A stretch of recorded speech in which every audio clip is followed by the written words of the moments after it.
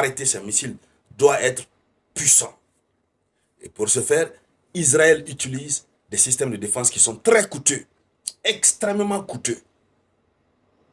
Alors, selon le Washington Post, selon une source proche des services de renseignement américains et israéliens, sans réapprovisionnement urgent des États-Unis, ni l'intervention des États-Unis, ni l'intervention militaire américaine directe, les systèmes de défense antimissiles israéliens ne pourraient tenir que 10 à 12 jours supplémentaires.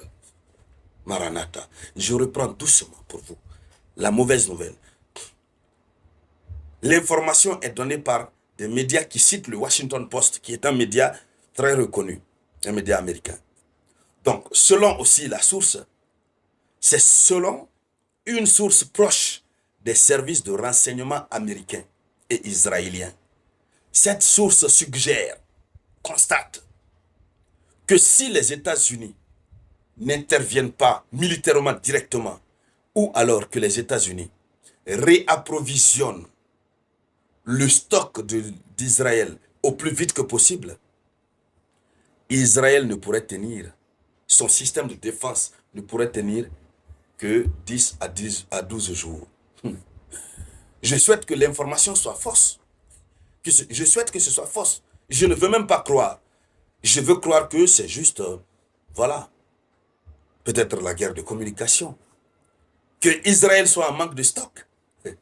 Mais, regardez, lorsque nous voyons l'agitation ces derniers jours, ces dernières 24 heures, avec laquelle Trump est en train de réagir et d'agir, on a tendance à croire en cette source.